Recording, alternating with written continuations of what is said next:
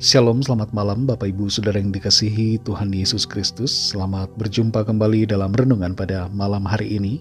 Salam sejahtera buat saudara semua dimanapun saudara berada. Damai dan sukacita oleh Roh Kudus melimpah senantiasa dalam hati dan kehidupan saudara semua.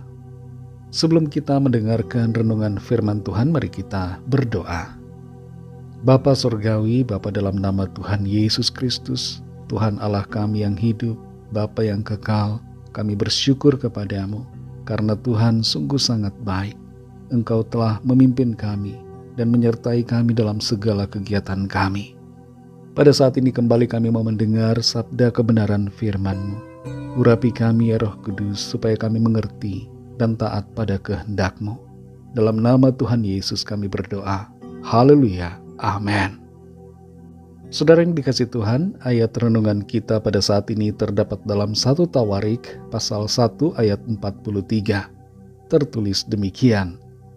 Inilah raja-raja yang memerintah di tanah Edom sebelum seorang raja dari orang Israel memerintah. Bela bin Beor dan kotanya bernama Dinhaba.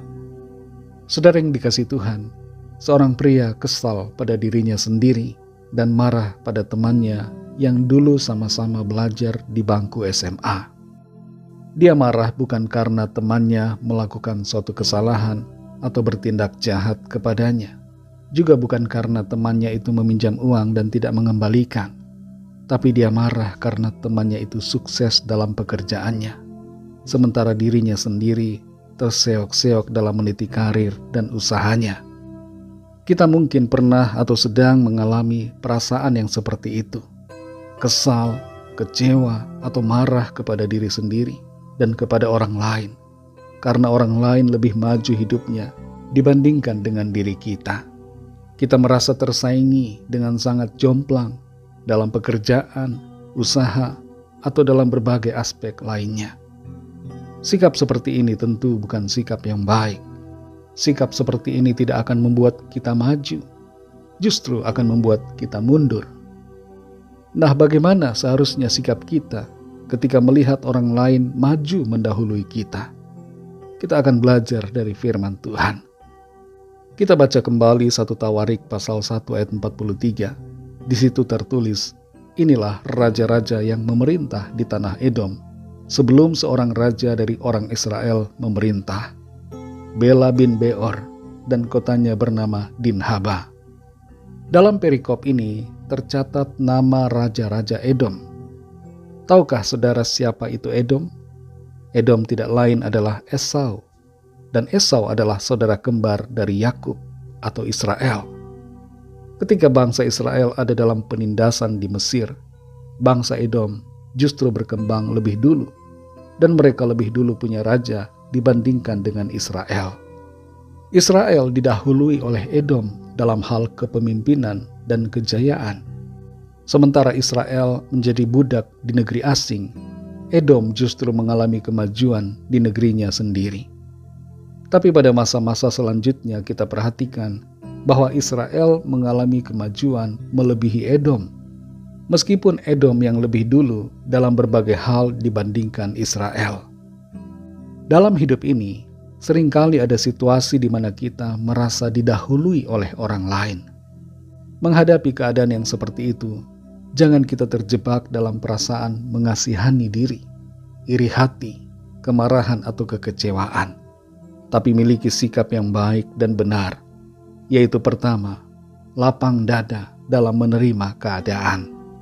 Alihkan semua perasaan kecewa dan iri hati menjadi perasaan yang bersyukur kepada Tuhan dengan situasi yang terjadi. Hargai orang lain yang sudah berhasil dan bersyukur untuk berkat Tuhan atas kita. Firman Tuhan katakan dalam 1 Tesalonika 5 ayat 18, mengucap syukurlah dalam segala hal. Jadi kita perlu selalu mengucap syukur. Yang kedua, tetap berusaha yang terbaik. Firman Tuhan mengajar kita untuk rajin bekerja dan belajar kepada semut. Jangan berhenti dan berdiam saja meratapi nasib, tapi berkaryalah dan lakukan yang terbaik. Dan ketiga, percayakan hidup kita kepada Tuhan. Dalam proses perjalanan hidup, serahkan dan percayakan seluruh hidup kita kepada Tuhan, maka Tuhan pasti akan bertindak untuk menolong kita.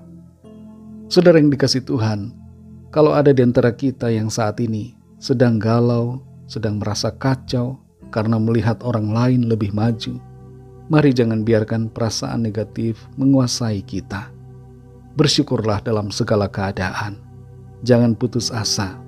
Kerjakan dan fokus pada panggilan kita, serta percayakan hidup kita kepada Tuhan yang akan bertindak menolong kita dengan kuasa-Nya.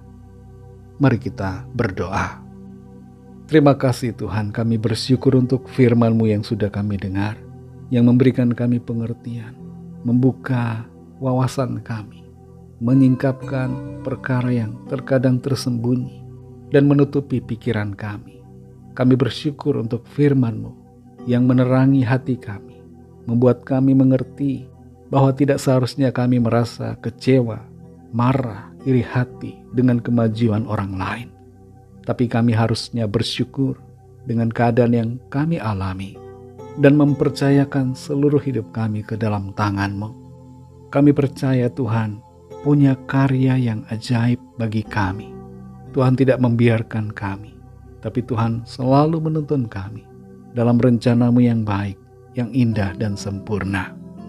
Tolong kami Tuhan, penuhi hati kami dengan sukacita, dengan perasaan syukur kepadamu, dan semangat untuk menjalani kehidupan dengan melakukan yang terbaik.